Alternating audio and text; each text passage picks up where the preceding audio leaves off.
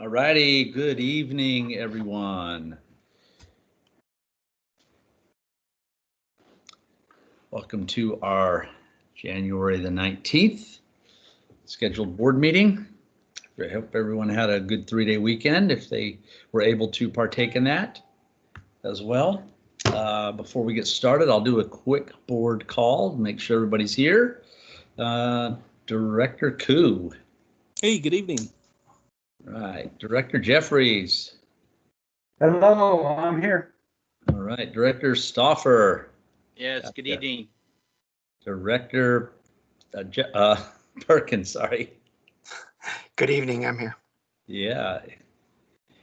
And Superintendent Prime. I'm here. All righty. Took me a minute to unmute. Yeah, gotcha. Yep, that's all right. Okay, great. Well, with that, I would call the meeting to order, and if we could all join me in the Pledge of Allegiance. All right. Okay, ready? I pledge allegiance to the flag of the United States of America and to the republic for which it stands, one nation, under God, indivisible, with liberty and justice for all. Okay.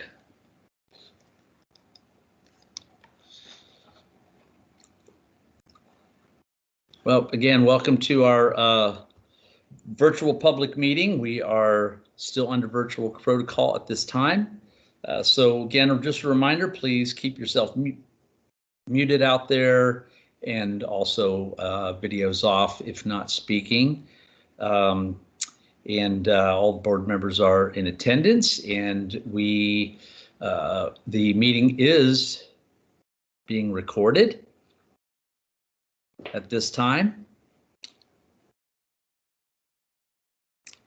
All right.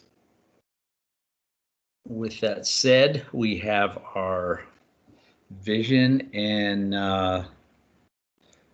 acknowledgement of the land we stand on.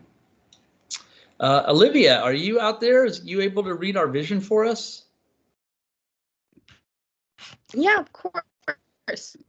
Awesome. For the vision, our community inspires and prepares each student to thrive. Do you already? And our mission statement. Okay. In connection with our communities, the Sequim School District empowers staff to inspire hope and provide flexible, innovative learning opportunities in a safe and respectful environment so each student thrives. Awesome, thank you. And our acknowledgement of the land we stand on. The Sequim School District administrative and school buildings sit on the ancestral land of the S'Klallam people. While the S'Klallam traditionally come from one nation, history has led to the formation of 3 sovereign S'Klallam tribal governments: the Lower Elwha S'Klallam tribe, located in Port Angeles, Washington; the Jamestown S'Klallam tribe, located in Sequim, Washington; and the Port Gamble S'Klallam tribe, located in Kingston, Washington. The district's primary partnership is with the Jamestown S'Klallam tribe. Today, the tribe and district share a partnership that includes official consultation on program and funding changes that may directly affect American Indian and Alaska Native students, as well as holistic service planning for students to remain successful in their educational journeys. All right, moving on. First up, we have a presentation. We've got some information on some firms for our superintendent search. I'm going to turn my video off this time.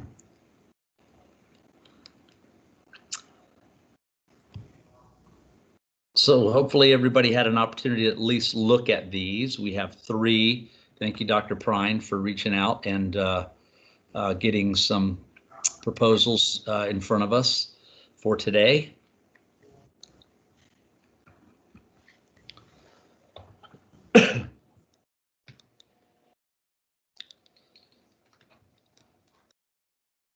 So a couple of quick notes on this.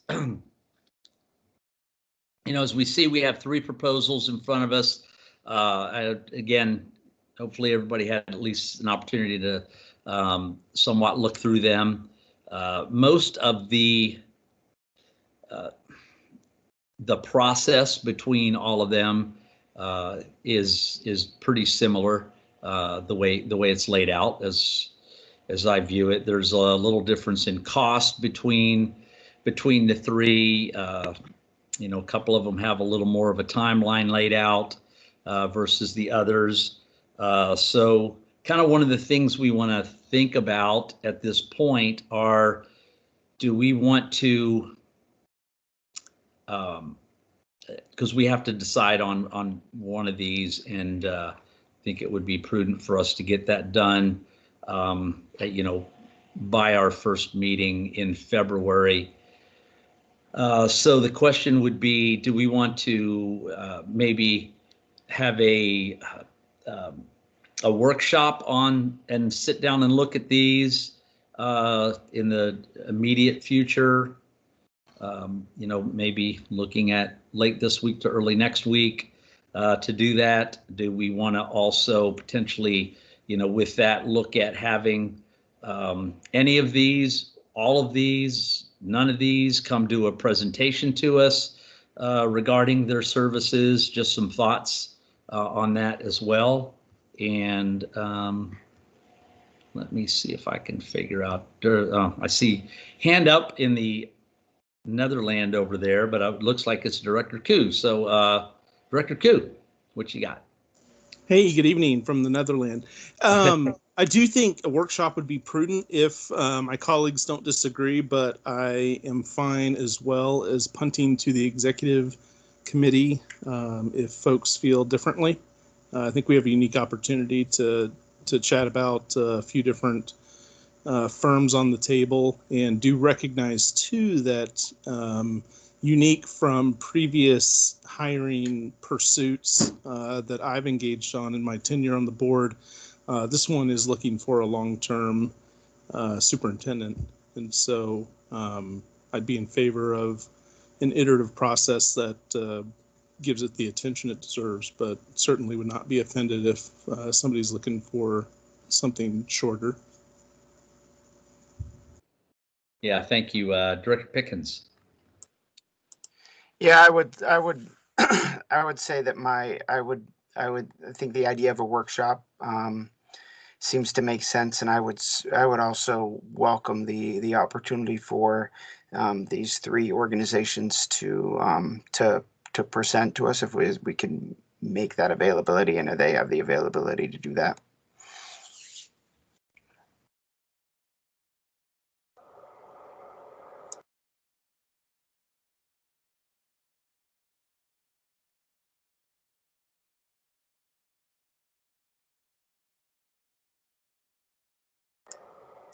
Mr. Chair, I think if you're talking, you're still on mute right now, so I'm not sure if you... I am absolutely talking to nobody in the room right now. Yeah, thank you. Just a hunch. Yeah. Anyway, so what I was saying was, so if I'm hearing you correctly, maybe the thought of putting together a workshop with the opportunity to have all three of them maybe schedule out a time frame for each of them to present at that workshop, and that prior to our next board meeting, and then we would vote on our next board meeting on who we choose, and then move forward. Is that kind of the gist?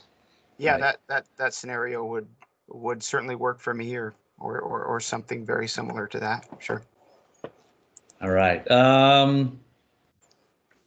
Director Jeffries, I'm not sure whose hand was up first. Yeah, I agree with the workshop idea. I would like to hear from the people that are proposing to provide this service for us. It depends on the timeliness of it all. We might have to do a couple workshops or a lengthy workshop to get their presentation and our questions to them answered. But yeah, I agree that we need workshop time, and we need to possibly schedule 2 workshops, because this is a very important decision, and we need to make our desires known to them as to what we want. So I'm all in favor. I'll be available. Got it. Director Stoffer. Yes, thank you. I like the aspect of a couple workshops. It gives our community an opportunity also to be there in those workshops, to observe the conversations, and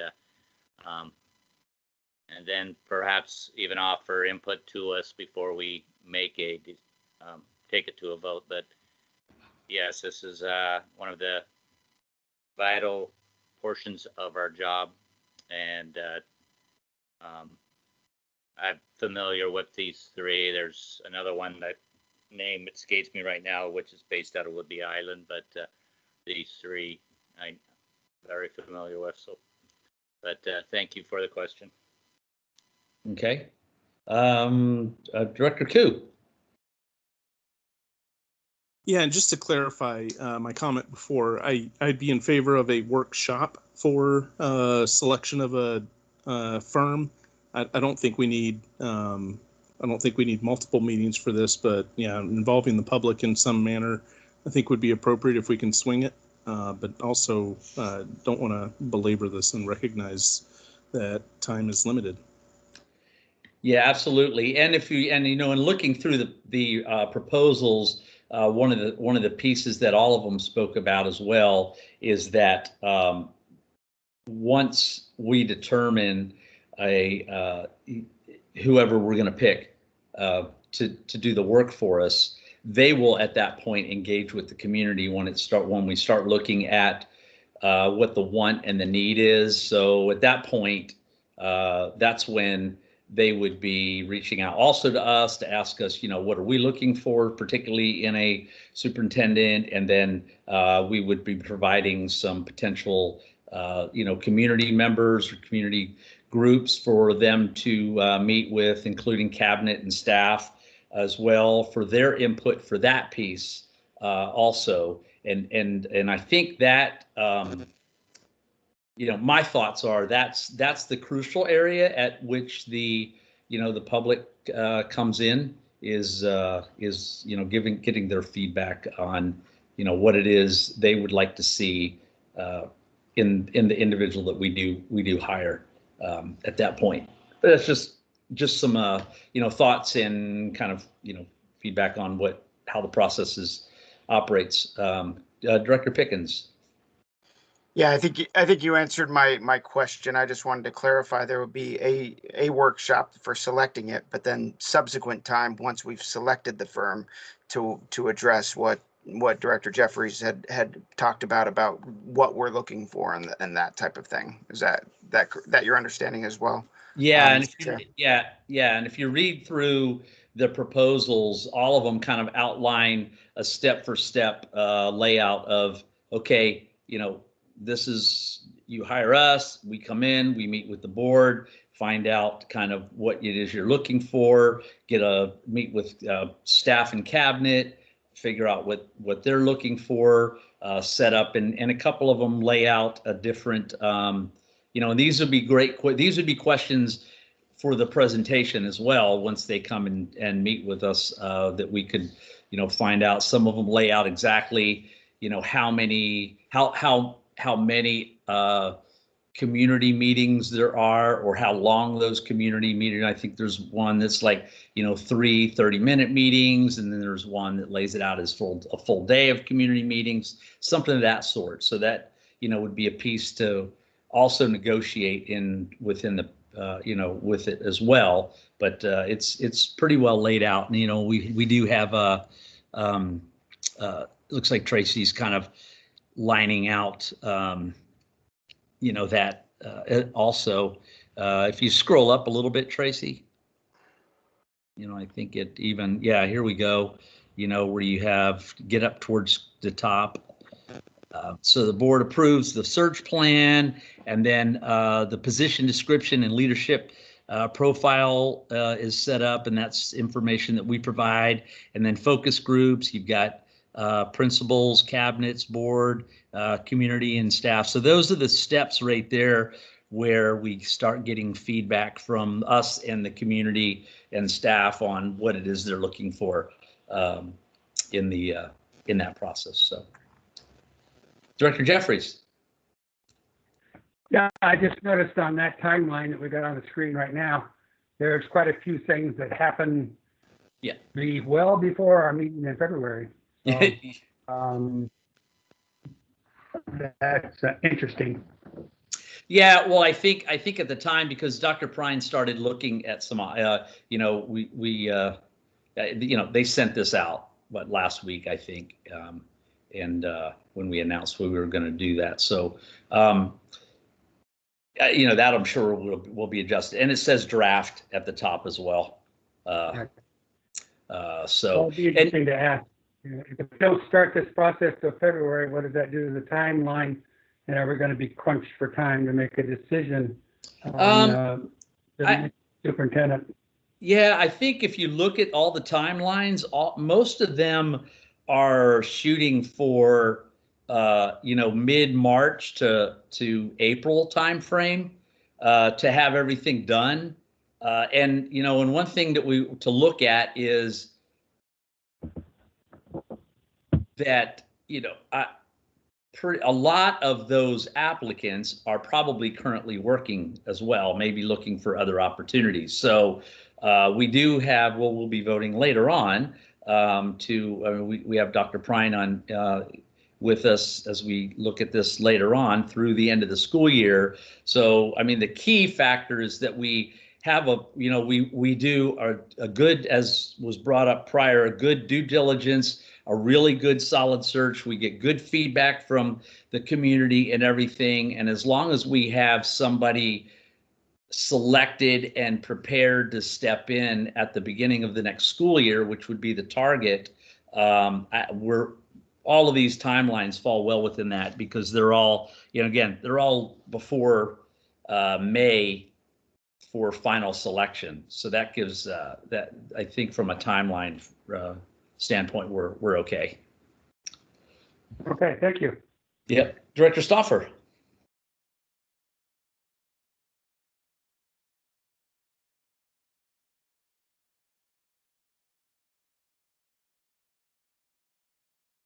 Did you have something, Jim? Or was that a hand up and then hand down? I'm sorry, I was trying to find that special button. So again, thank you for those questions, and it helps, I think, for our public here, community, staff, students, see the picture we're trying to paint here for everybody of what are our steps ahead. And so I appreciate the discussions here. And I myself just need a little more time to look through the 3 that we have. But I think that by that next meeting, or if there's one needs to be next week, I can make myself available. Thank you again. Yeah, I think so.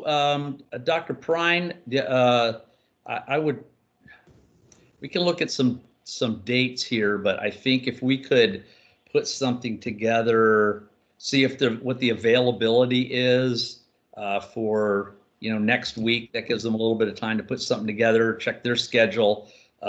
We could have something mid next week.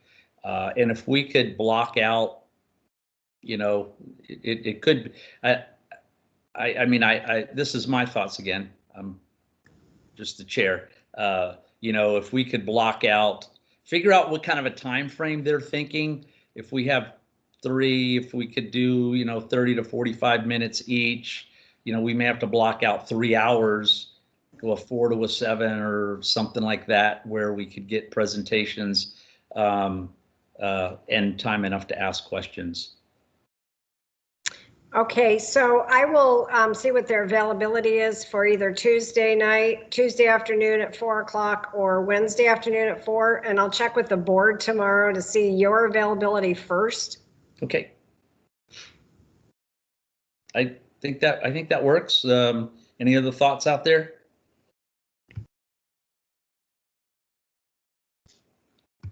All righty. Sounds good. Okay, well, thanks. And yeah, and thanks for the great questions, guys. It's very helpful as we, as Director Stauffer said, kind of talking through some of these as well, because it's helpful to get through that process. All right. Okay, next up, we have the approval of our minutes for our January 4th, January 13th, and January 15th meetings. We could get a motion. Motion to approve from Director Stauffer. Thank you. Do I hear a second?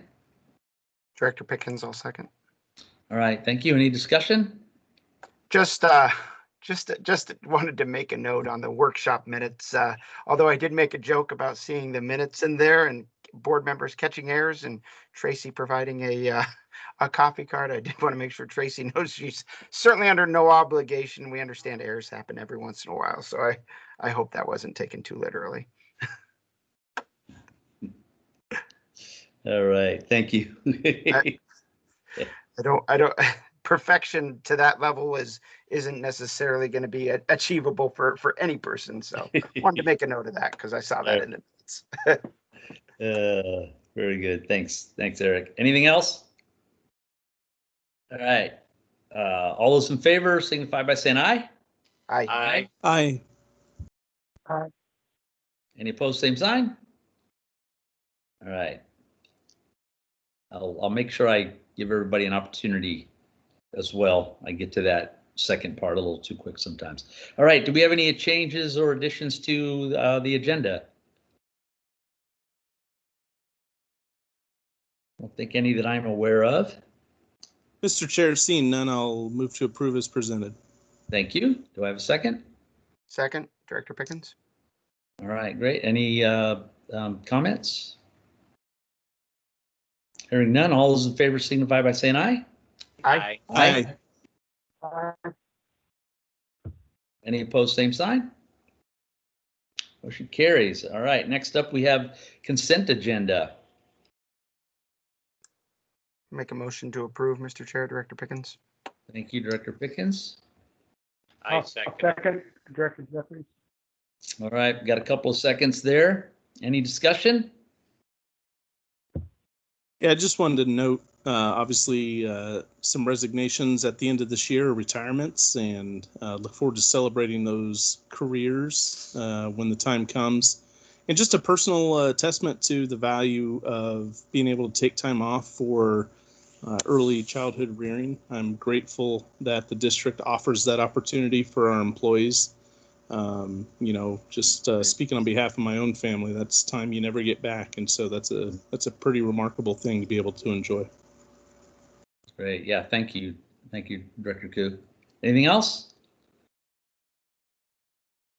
Okay. All those in favor signify by saying aye. Aye. Aye. Aye. Aye. Any opposed, same sign? All right, motion carries.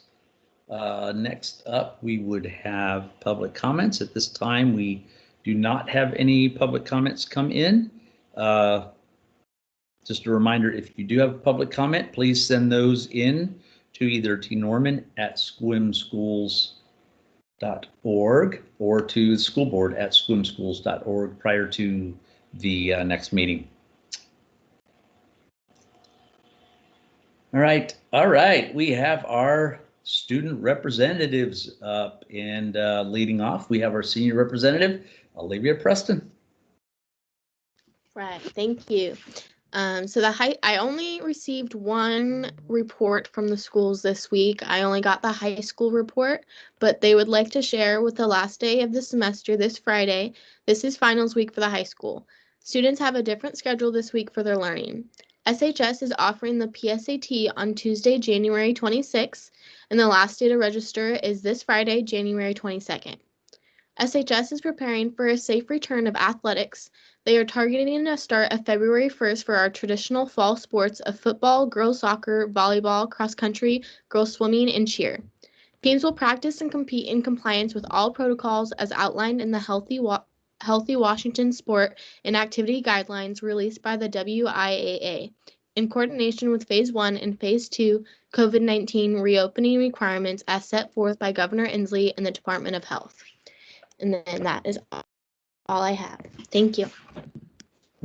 All right, thank you. Excited about some school sports to get started, and I know my daughter's knee deep in semester finals this week, so woohoo! For those of us that have FTEs in there doing their thing right now. All right, next up we have our junior representative, Alyssa Beeby. Thank you. This is the report for Helen Haller. Today there were material pickup day from 9 to 10 a.m. for kindergartner. There will be a material pickup day for third graders on Friday, January 22nd from 12 to 1 p.m. On January 25th, there will be no school, and on February 1st, there will be a material pickup for kindergarten from 9 to 10 a.m. Also, the high cap referrals are still open until January 31st for students in K-12 who may qualify. And Gray Wolf said there will be curbside pickup and drop off on Wednesday the 20th from noon to 3 p.m. For the students who are not available this Wednesday, there will be another curbside pickup and drop off on January 27th from noon to 3 p.m. February 1st will be the deadline for high cap referrals. You can apply for any student who qualifies. That's it. Thank you. All right, thank you as well. Okay, next up we have our regular board communications. We'll start off with Director Coop. Hey, thank you, sir. I would also concur that the tension in the air is palpable here at La Casa de Q as finals week is upon us. So just cheers and support to all of our students who are going through end of semester activities. And then just a note from the dais down to anyone listening or who's concerned is anytime there's a transfer of power at our nation's highest level, I think there's always concern and some anxiety, and we're certainly coming off a period of high anxiety, but you certainly have my commitment, and I feel pretty strongly with my colleagues as well.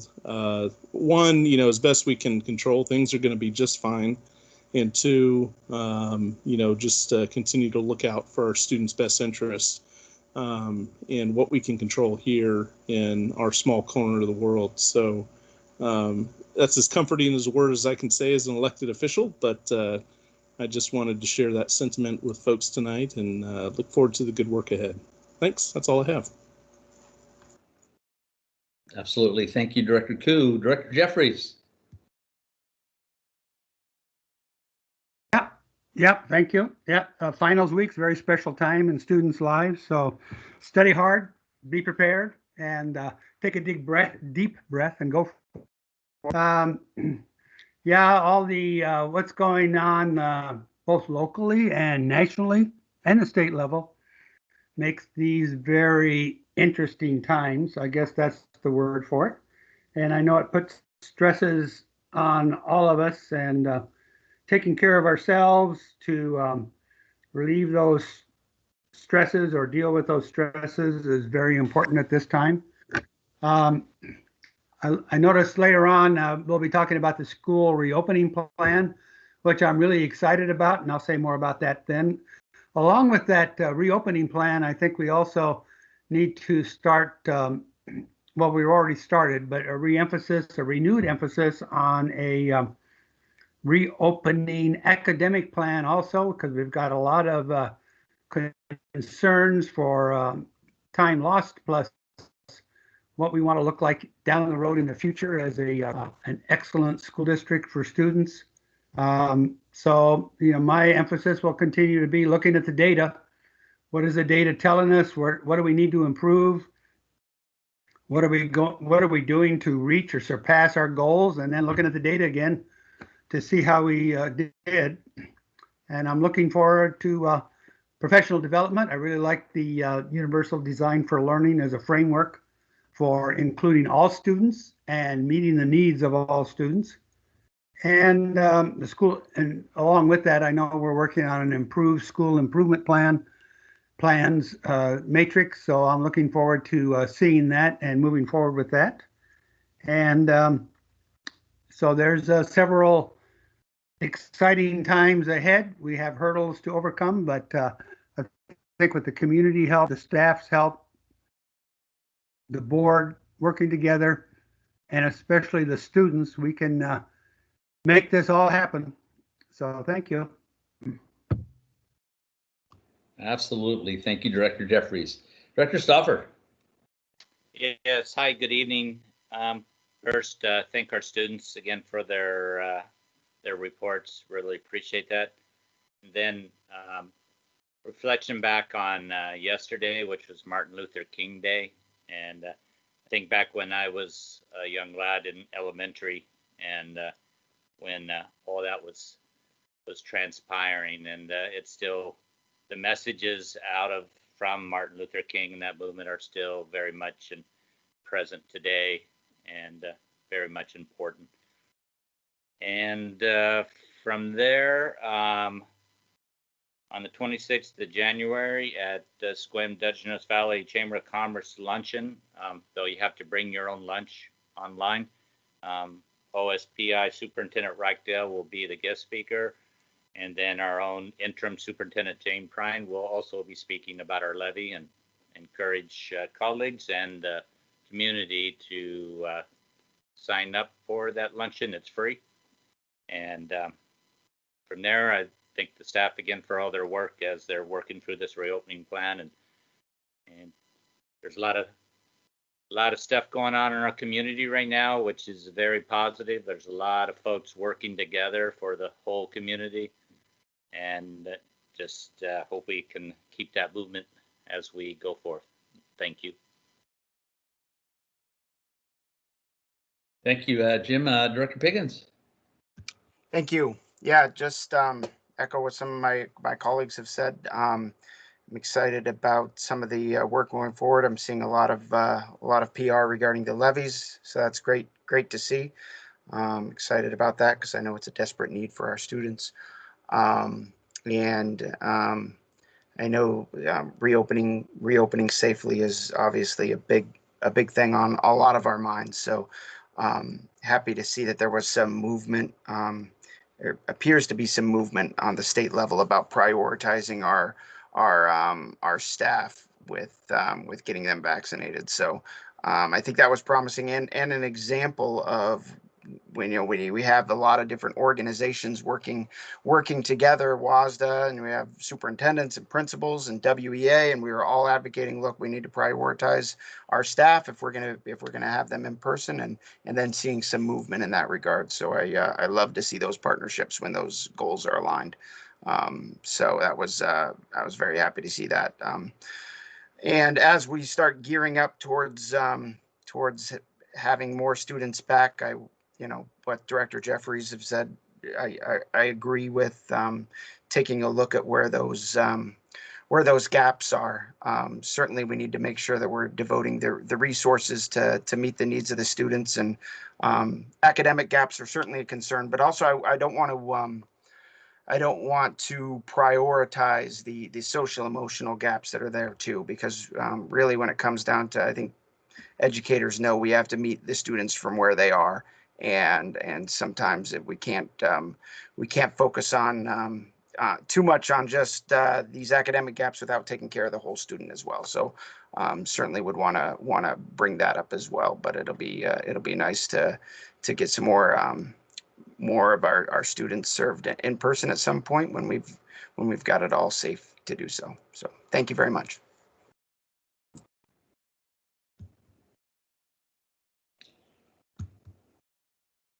Great. Thank you, Director Pickens. And I appreciate those final words in there too. As we look at our reopening plan and we start bringing students back, we did have some students, at least at the elementary level, that were in school on the AABB schedule, the hybrid schedule, for a little while, and then had to take them back off as our numbers grew.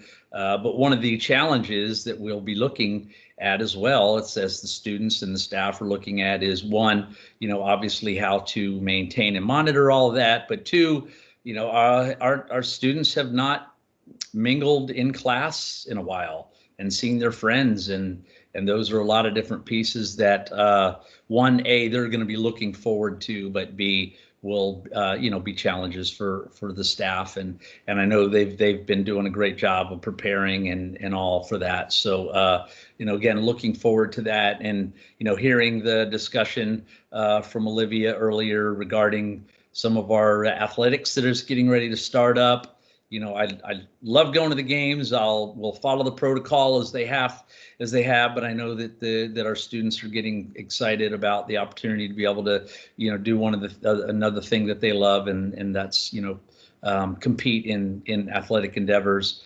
Also, we also, we talked, as was brought up by several of our board members, is we have our levies.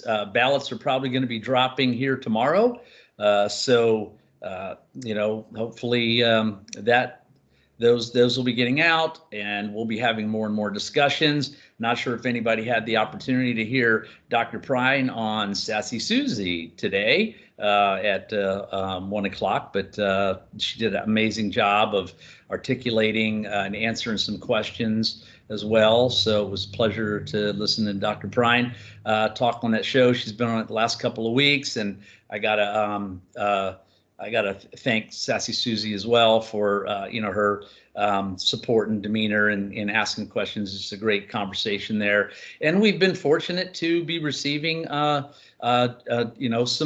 some very important endorsements for the levy over the last week or so. So that's good to hear. And it sounds like we're getting some good, strong support within the community.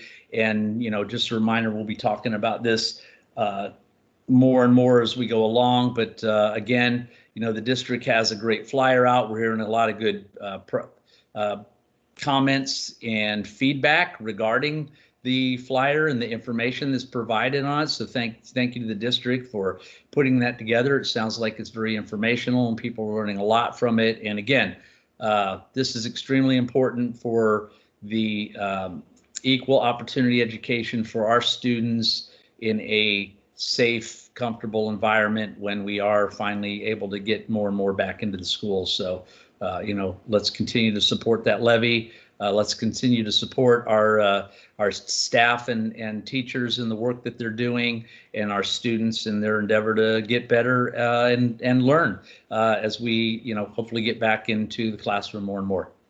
And that's all I have for this evening. Thank you.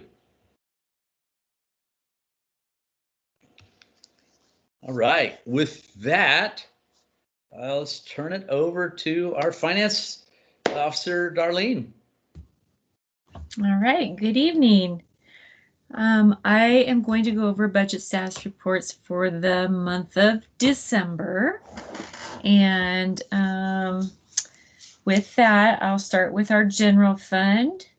And as you can see, our revenues are at almost 31% of our budgeted revenues for the year, and our expenditures with our encumbrances for payroll and benefits for the entire year at 88.68%.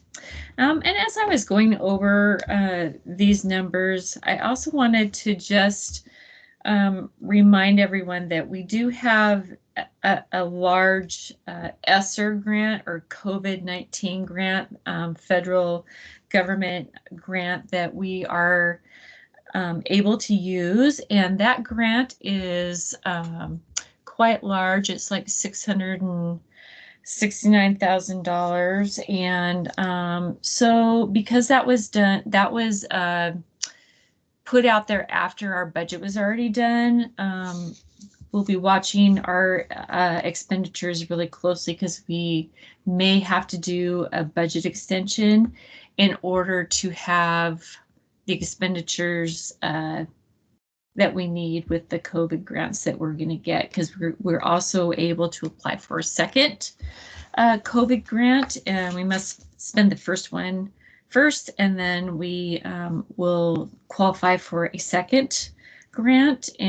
But the grant is large, and So I just wanted to bring that to the board's attention that we might possibly have to do a budget extension so that we were able to spend those grant dollars to assist our students and families. You'll see on the general fund budget status report the interest amount down under C, which is other finance uses transferred out. That's the last interest payment that must be paid for from general fund to go towards our debt service payment for our very last capital projects payment. So that was $15,763.28, and we did make that last payment this month of December. On the second page of the general fund debt budget status report, you'll also see that all of those amounts, there's an amount in the restricted for debt service fund. All of those amounts will be adjusted after December. So when you see your budget status reports for January, those numbers will be adjusted. Capital projects fund, you'll see that under the other finances under C, the transfers out, it's $1,761,916.19. So that's our final payment that was made, that very, very large payment that was done in the month of December. And debt service fund, you can see the large payment of $1,778,268.50. So that leaves a $5,000 balance, and those are for any fees that are to come out of debt service fund throughout the remainder of the year. So with that, it's almost like you feel like it's your own personal loan. You're like, yes, we've made our final payment, and we were able to make that, and it feels good. So in our ASB fund, you can see that the revenue and expenditures are both very low at this point. So it will be really exciting if we can get back to having both our outdoor and indoor sports happening, and our students back on campus, so that we can have our associated student body participating in all the things that they participate each year.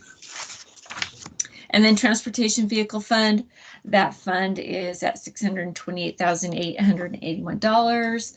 And as Rich is taking care of our transportation fleet, as replacement buses that come up, that's what those funds are for. If there's any major repairs that have to happen on any of our buses, that's what those funds are used for.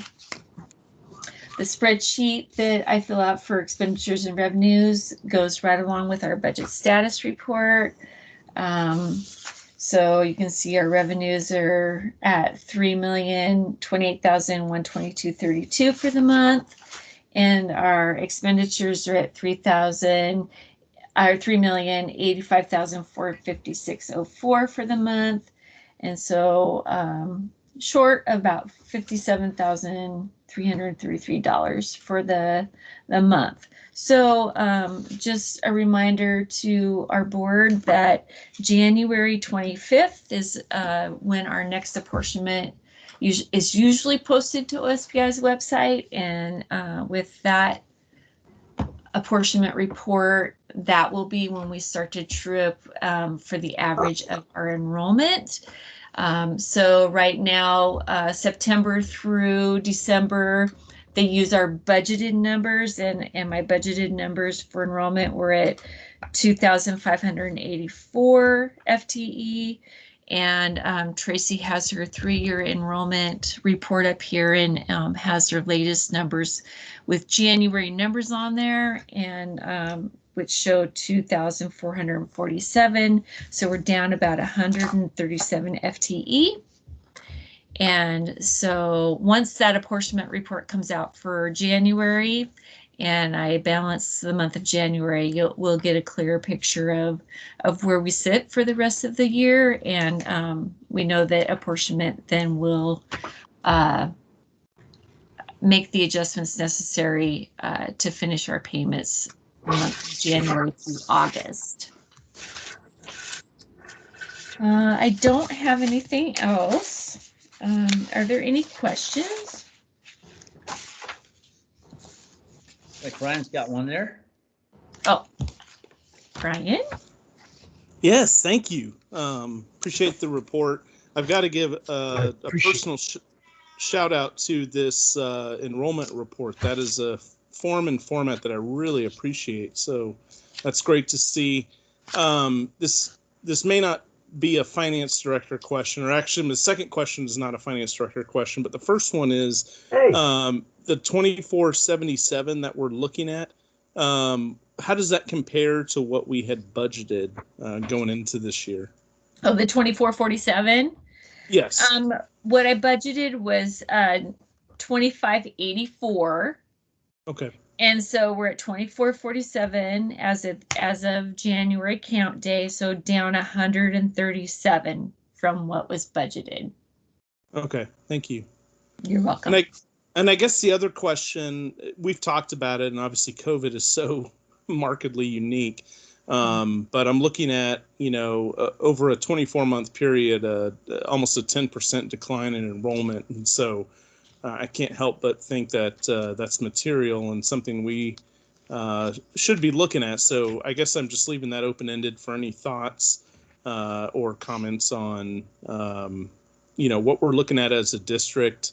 That's a pretty remarkable drop, and COVID obviously has a big part of that, but what we're doing to plan ahead. So there may be a question in there. If you have comments now, that's great. If you don't and want to defer to later, I totally get it. I just feel the need to just put that in the parking lot.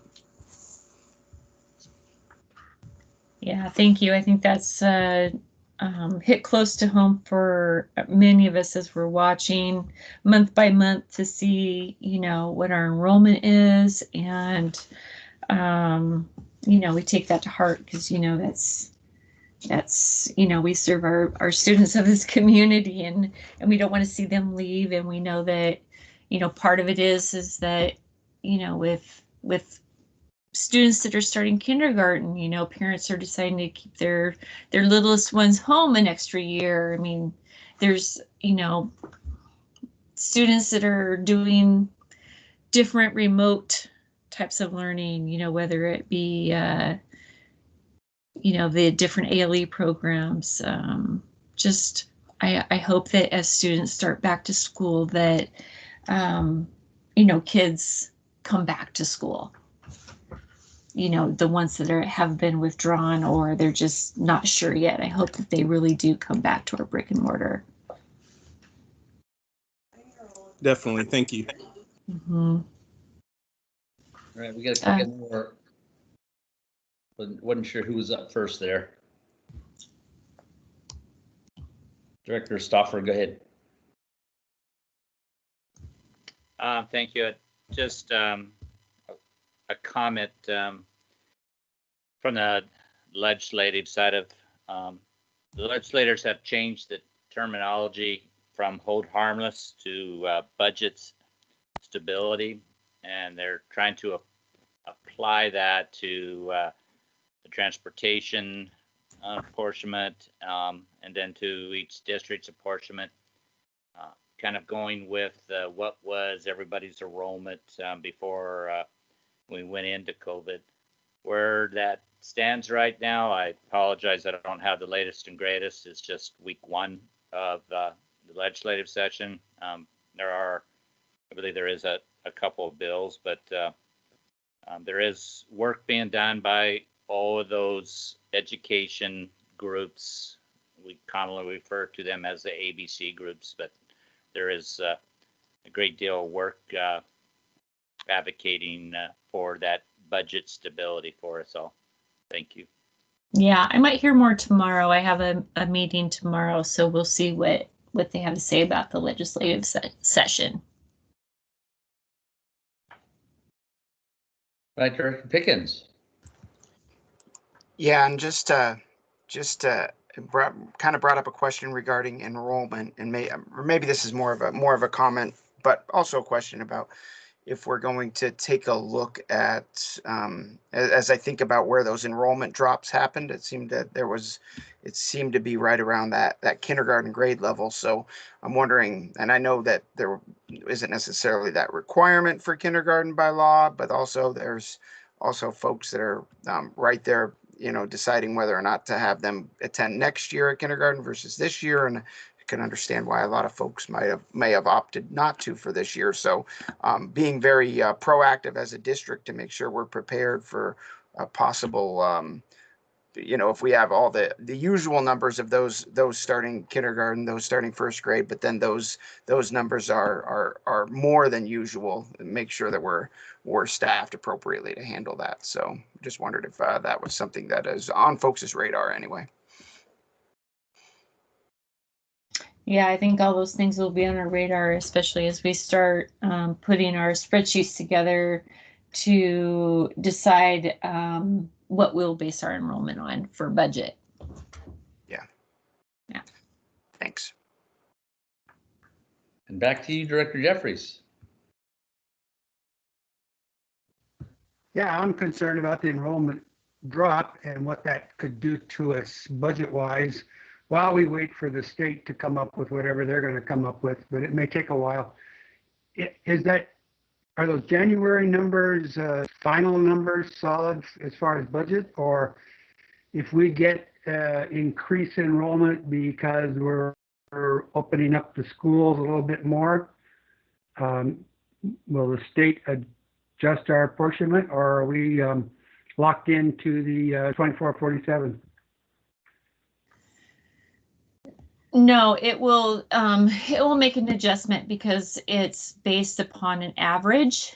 So that's why they keep track of our enrollment numbers each month. It's just that the first months of the year, September through December, it's based solely upon budgeted numbers. And then after that, then it's looking at actual numbers and average throughout the rest of the year.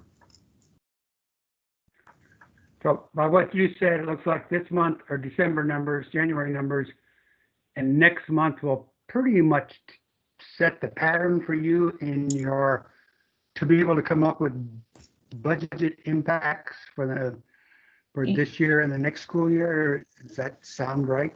Yeah, we'll be able to look at apportionment, and we'll be able to just kind of see where,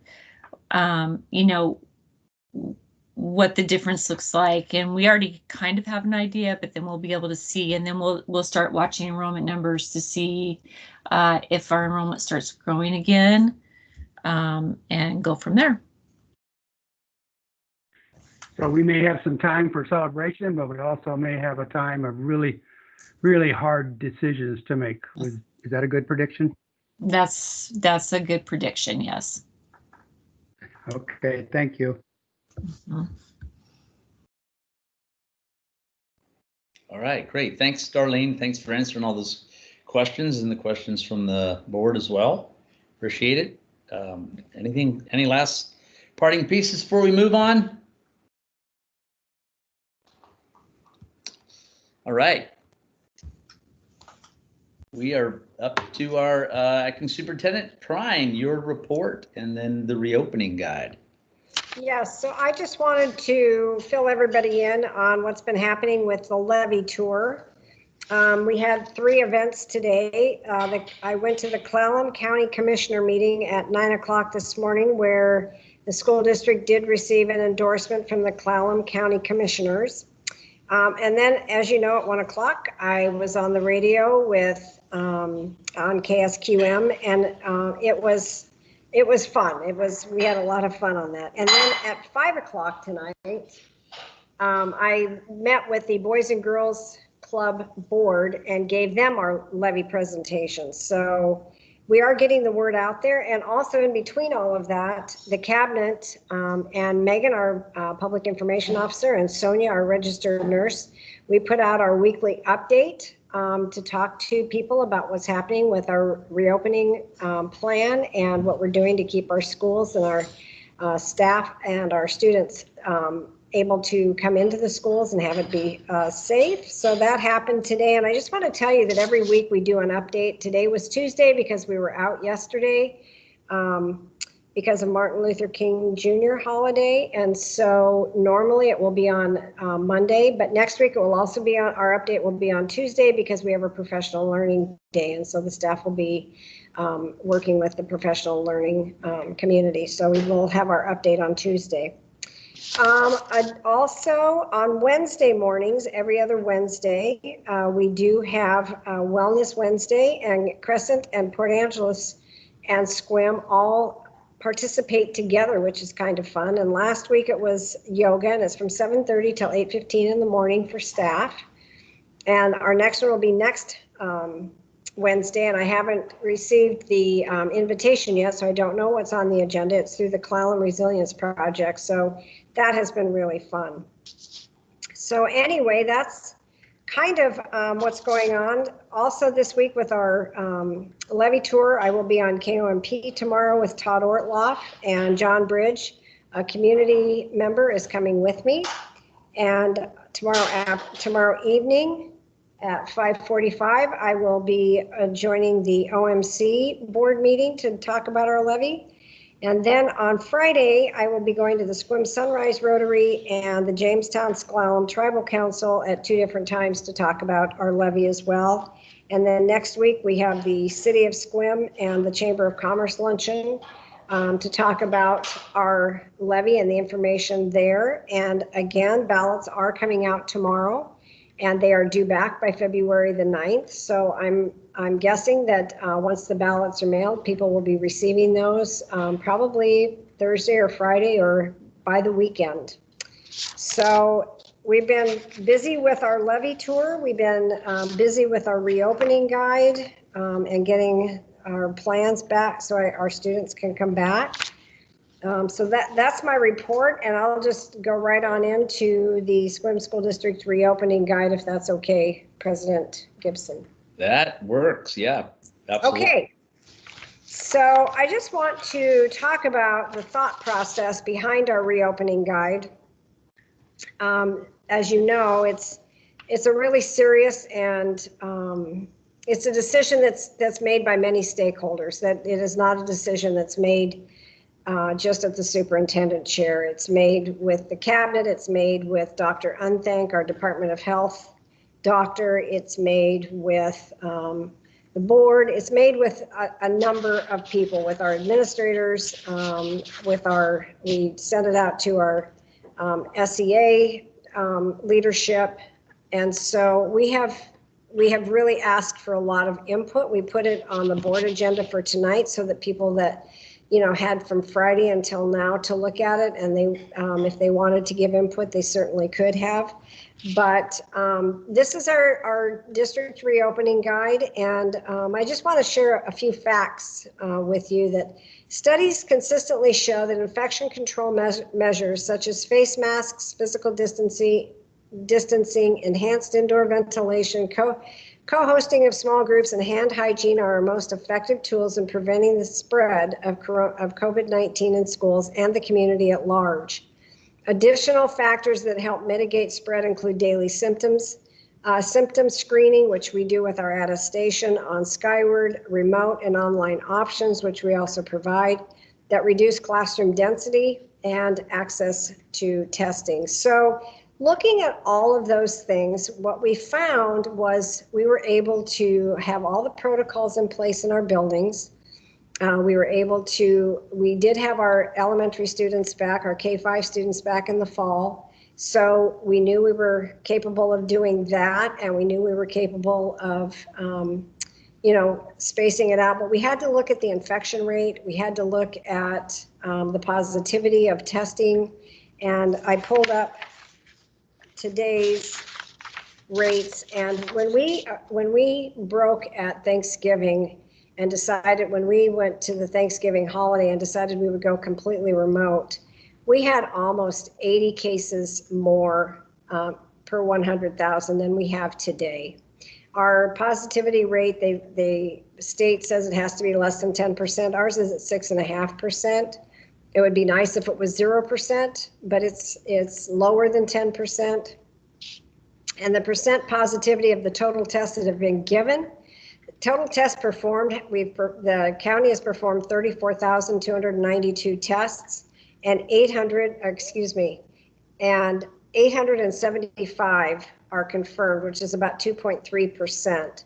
So our numbers, even though we do have COVID and we want to take that very seriously, we feel that it is a good time to start bringing back our students in a hybrid model. And so in our reopening guide, we, on page 3, I believe it is, we can go to the next page. Thank you. These are the dates. Starting on Tuesday, January 26th, we're planning on bringing our K-5 back in a hybrid model. AA on Monday and Tuesday, BB on Thursday and Friday, and Wednesday is our deep cleaning day, and all staff will be remote on Wednesday so that we can clean the buildings. And our staff that are, because they are remote, they can work with the remote learners and get their remote lessons planned. So that's what will be happening on Wednesday. And because some things that we have found as we've worked with this process is when you are teaching students part of the time face-to-face, and then you have another set of students at the other end of the week, you have those lessons planned, but then in between that time, you have 3 days of students at home working remotely. And that is a lot of preparation for those remote learners. So we will be starting our days at 9:15 with in-person instruction, and from 8:15 to 9:15, we will be engaging with those students that are remote. We want to make sure that we are addressing our remote students as well as our face-to-face instructional students as well. So that's what that looks like. Then as if our numbers stay low and our positivity test rate stays low, we will continue on, and February 16th, we will be bringing back our middle school students in an AABB hybrid model. And if that continues to be successful and the cases go down, continue to decline, and the positivity rate stays low, we'll bring our high school students, we're planning on bringing them back on March 1st, 2021 in a hybrid model. All of this is dependent, though, on the cases staying where they are, or lowering would be nice. I do realize we have vaccines that are being administered, so people are able to get the vaccines. It will be nice when the staff is in line to get their vaccine. I think that will be extremely helpful.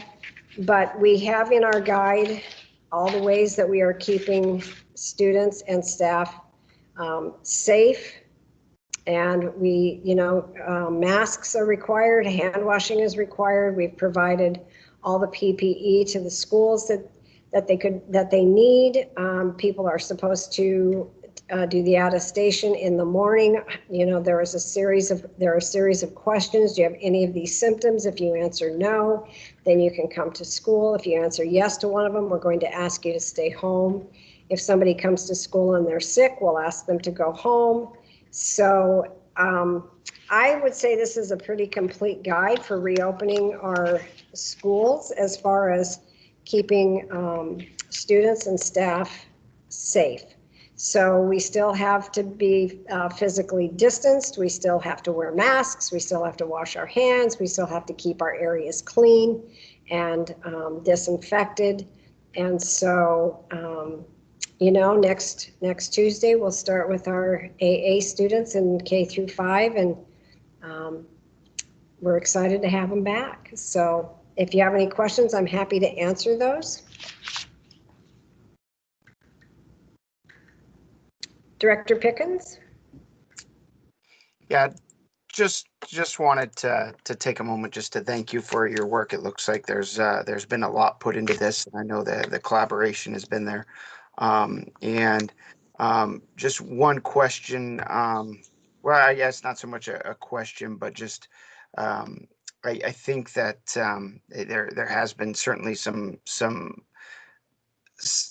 evidence showing that we can be very safe provided we follow all these parameters. But I know that there is little data on some of these some of these new strains that are coming out. So I guess I just want us to be a little mindful of that, making sure that we're working with all of the different associations to make sure that they feel safe, and we have those safety MOUs in place so that that's taken care of, and just encouraging some flexibility where we have those individuals that, for whatever reason, whether or not they have a loved one at home that might be in a a particularly vulnerable situation, that we can be as flexible as possible as a district to work with those individuals, and whether it's working remotely or some type of solution, especially while we get this whole vaccine thing rolled out to our staff. So just a few comments I wanted to stress, and certainly provide any insight, Dr. Prine,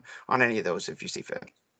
Thank you. Well, I will tell you that we do have, it is stated in our MOUs that if people have extenuating circumstances, we are not going to ask them to come back to work and put their health in danger. We just will not do that. So we do have those in place. We are finishing up with the teachers MOU right now, and hopefully that will be done by the end of the week, because we would like to have students. We are having students back next Tuesday. And again, I can't reiterate enough, if people have extenuating circumstances, they will be working with us and with HR to make sure that we can accommodate whatever their needs are. So, we're very mindful of that, keeping people safe. And as far as the variants, we are just cleaning like crazy. And I realize that there are variants to this disease, and it's contagious. And so, we have to keep those protocols in place, or we'll have to shut down again. I mean, we won't have a choice. Yeah. Well, thank you again for all your work on this.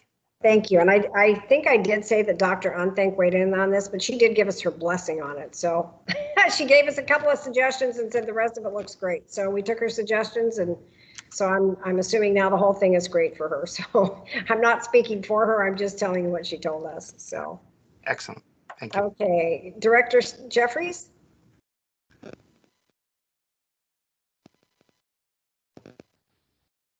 Yeah, I'm here. I have to push all the buttons. Yeah, thank you very much.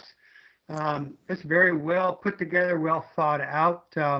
Reopening plan. I'm glad you and your team did not choose a 10-page Word document with paragraph after paragraph after paragraph. This is very easy to take a look at, and the expectations are right there, and I think easy to find and follow, which brings me to my expectation that the district will need to follow these expectations vigorously. I realize we can't be 100% all the time, but I think as a district, we need to be darn close to it. And I know the vaccines are coming out and people are starting to get vaccinated, and that's really exciting. But most of the reading I've seen and information from experts is that even though you get the vaccination, it's not time yet to give up on all the other controls, that you mentioned, from the distancing and mask wearing and hand cleaning and so on and so forth. And I encourage all of us, board, administration, staff, to follow these precautionary strategies after the school day and on the weekends, because no matter how safe the schools are, if we go home on after school or on the weekend and we let our guard down, that's when adults start bringing things back to school that are not going to be very healthy for everybody. So I really applaud you and the team and the staff for making the effort to keep our schools safe. And hopefully the community will also take heed and follow these guidelines, and so we can get our numbers down, because we're going to be with this for a while longer. And I think I'm looking forward to getting the kids safely back into school, because I think that's the best thing for them. And I'm looking forward to the adults in their world to follow these precautions so we can do that. So thank you very much for all your efforts. Thank you. One thing that I neglected to mention is that we will also have this reopening guide in Spanish. So we will have English and Spanish for our families. And I do want to just update really quickly, and then Director Stoffer, I'll call on you, but before I forget this, I did talk to the health department director today, Mr. Simkowski, and he did tell me that I asked him about getting the staff vaccinated. I said, I know you're just slam doing vaccines, but you know, where's the staff in the lineup? And he said that they're looking at dates, but the main issue right now is vaccine supply. He's placed a larger order for next week and hoping that he gets that. And if so, they may be able to do something with essential workers around the second week of February. So he also is they're also waiting to see what the side effects of dose 2 are in case they need to stagger the vaccination so everybody's not out all at the same time. Because I guess the second one packs quite a wallop. The first one packs a wallop, but the second one packs quite a wallop, I understand. So I don't know, I haven't had it, but from people I have spoken to that are on the front lines, they said the second one does kind of hit you a little bit hard. So that was the update today on vaccines. And tomorrow I will be doing an all district Zoom to talk about our reopening guide and a couple of other items. So anyway, Director Stoffer. Yes, thank you again, Superintendent Prine. Just appreciate the work and depth of the work that has been occurring since we went into COVID back in March. And the report here is very informative for our families and for the community. And that's all I can elaborate on, or come to mind, but just thank everybody for the work, and that we continue to stress the importance of safety, as my colleagues have emphasized, of what we're doing on the weekend and what we're doing off hours also affects everybody. So thank you very much. Thank you. So that is the, unless you have other questions, that's my report on the reopening and my report on the levy.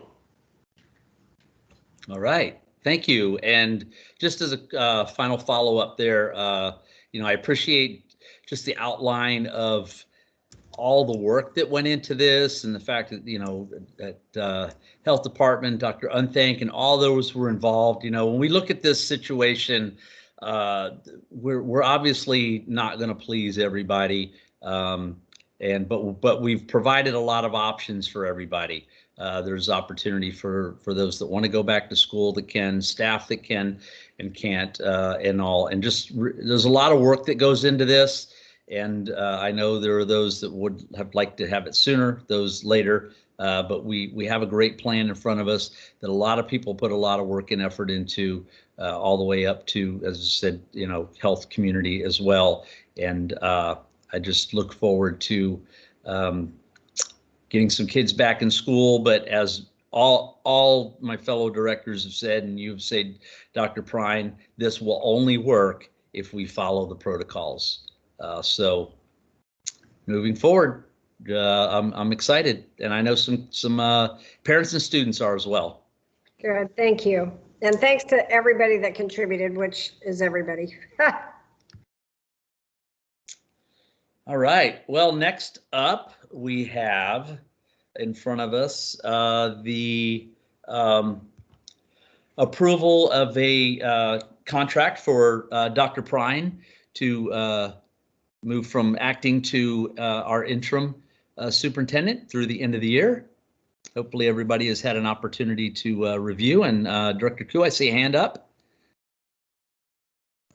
Great, thank you, President Gibson. I'd like to move to approve the contract as presented tonight. Great, thank you. Mr. Chair, I'd be happy to second that. Great, thank you. So we've got a motion and second. Director Koo, any comments? Yeah, just reiterating a previous comment, but I do want to just again extend my gratitude to Dr. Prine. Obviously, none of us were expecting this union to come together when it did, but really appreciate just jumping in and taking the situation by the horns and helping us out. Frankly, we're in a tough position, and I know you obviously had to readjust your schedules to make this happen, but really appreciate the work you've done and the fact that you're willing to stay on with us until the end of the school year. It's not lost on me, and just want to extend my gratitude. Great, thank you. Director Pickens. Yeah, pretty much the same sentiment. And I know that there's probably never a typical year in education ever, but one could say that certainly this is a year where this entire school year has just been just about the I don't even have words to describe it. So just to put that into further context of being able to come in during this type of a school year. Just again want to thank Dr. Prine for her work and her flexibility and jumping right in. So thank you. Thank you, Eric. Director Jeffries.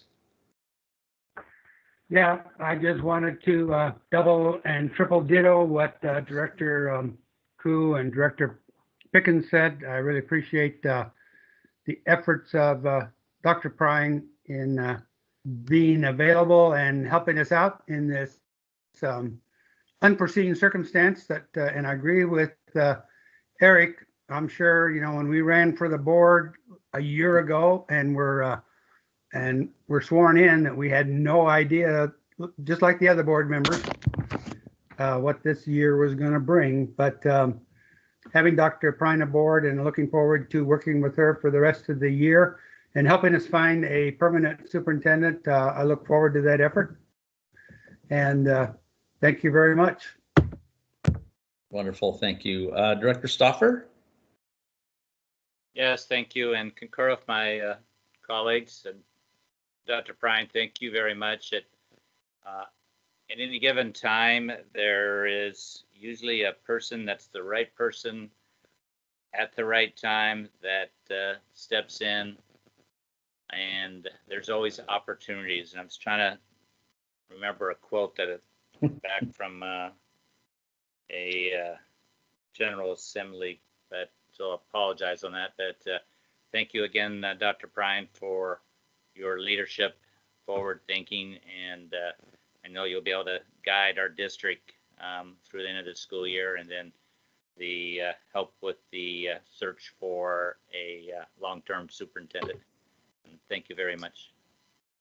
Thank you, Jim. Dr. Prine,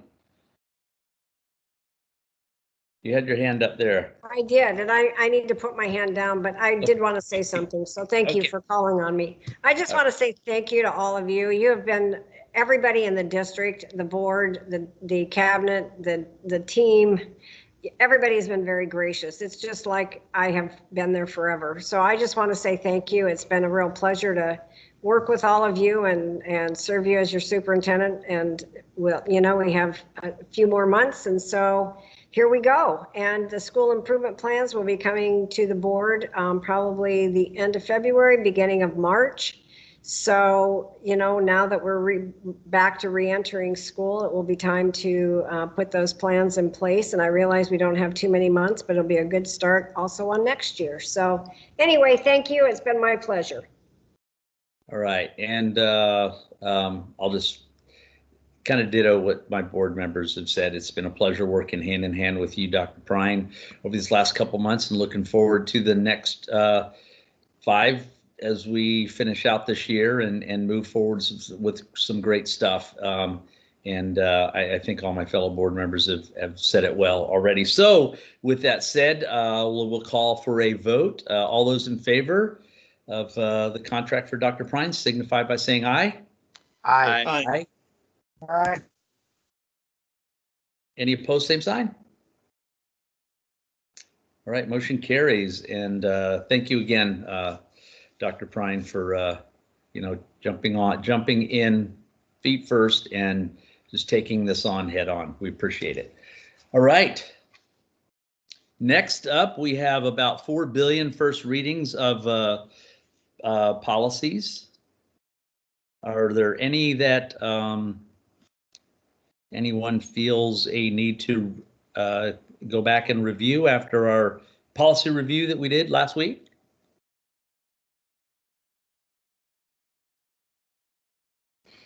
Mr. Chair, Director Stoffer, Yeah.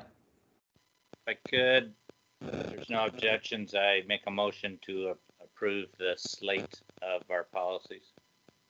Well, we could do that, Director Stoffer, but this is a first reading, so we would do that next week.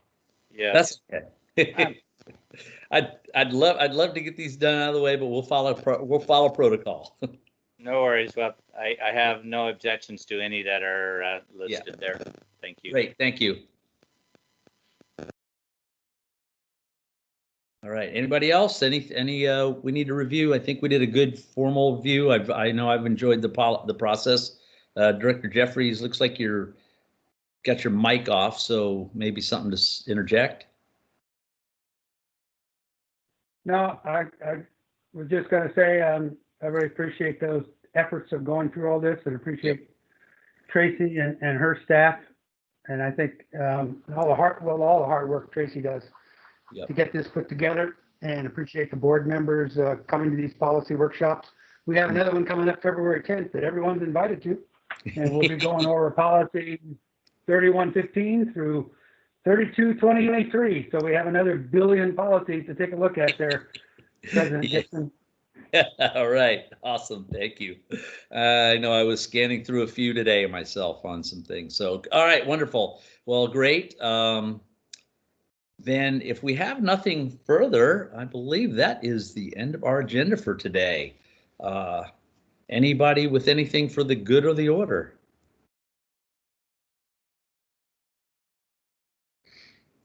All right. Well, again, just thank you everybody for attending tonight.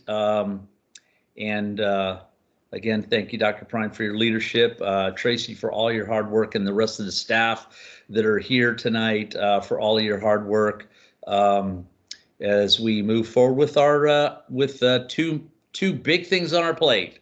We have ballots coming out probably starting tomorrow. So let's get out and have conversations about our levy and lead people in the right direction if they have questions. And then we have our reopening plan that we saw tonight. That's wonderful. And we have some excited people about that. So just looking forward to getting on with educating our students. And if nobody has anything else for the evening, let's all have a wonderful night, and good evening to all. And we will see you at our next meeting. Take care, all. Thanks to everyone. Good night. Thank you. Thank you. Thank you. Thank you for attending.